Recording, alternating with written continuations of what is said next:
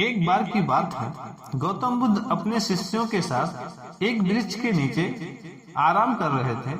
उस वृक्ष की छांव में बुद्ध अपने शिष्यों की जिज्ञासा दूर कर रहे थे।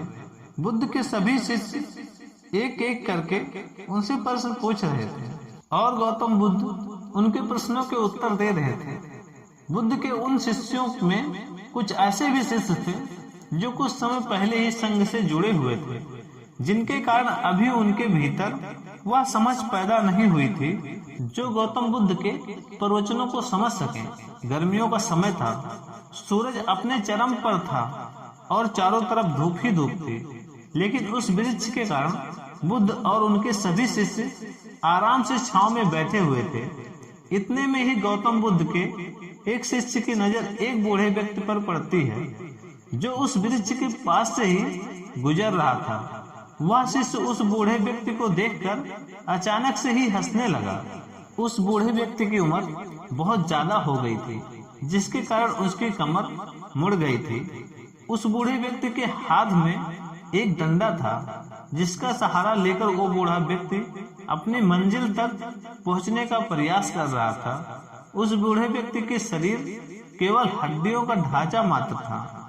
अपने शिष्य को हंसते हुए देख बुद्ध उससे कहते हैं, मेरे प्रिय शिष्य, कृपया करके हंसो मत, क्योंकि जिस व्यक्ति को देखकर तुम अभी हंस रहे हो वो कोई साधारण व्यक्ति नहीं, बल्कि वो व्यक्ति इसी क्षण तुम्हारे जीवन को रूपांतरित करने की क्षमता रखता है। जो आज तक मैं तुम्हें सिखा नहीं पाया वो ये बूढ़ा व्यक्ति तुम्हें सिखा रहा है। इसके द्वारा दी गई सीख को बेकार ना करो।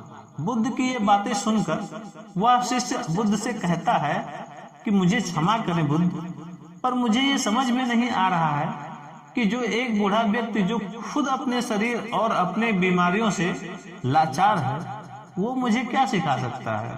फिर बुद्ध अपने उस शिष्य से कहते हैं कि ये बूढ़ा व्यक्ति तुम्हें तुम्हारा भविष्य दिखा रहा है। जिस बुढ़ापे को और लाचारी को देख रहे हो, तुम अभी हंस रहे हो, वो बुढ़ापा और लाचारी तुम्हारे जीवन में भी आने वाली है। यह घटना कोई छोटी घटना नहीं है जो अभी तुम्हारे साथ घटी है, और ये घटना तुम्हारे जीवन को बदलने की क्षमता रखती है। ठीक इसी तरह की घटना ने मेरा जीवन बदला था, और इस तरह की घटना के कारण ही आज मैं बुद्ध हूँ। फिर बुद्ध ने कहा, ऐसा इसलिए हुआ क्योंकि तुम्हें अपने भीतर कहीं न कहीं लगता है कि जिस स्थिति में आज वो बूढ़ा व्यक्ति है उस स्थिति में तुम कभी नहीं आओगे। जिस बुढ़ापे का और लाचारी का सामना आज वो बूढ़ा व्यक्ति कर रहा है, तुम्हें लगता है कि उसकी सामना तुम कभी नहीं करोगे, इसीलिए तुम उस बूढ़े व्यक्ति को देखकर हंस पाए। तुमने सच्चाई को नजरअंदाज कर दिया। अगर तुम सच्चाई को देख लेते तो चाहकर भी अपने आंखों से आंसू को नहीं रोक पाते, परंतु तुमने सत्य को अनदेखा कर दिया और तुम बहुत बड़ी संभावना से चूक गए।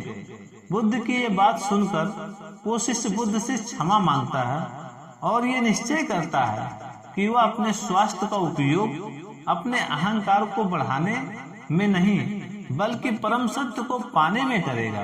दोस्तों, जो लोग इस वीडियो को देख रहे हैं, हो सकता है आप समस्या में हो या हो सकता है आप परेशानी में हो, लेकिन फिर भी एक बात को हमेशा ध्यान में रखना कि जब तक आपका स्वास्थ्य ठीक है तब तक आप किसी भी बड़ी से बड़ी समस्या से बाहर आ सकते हैं।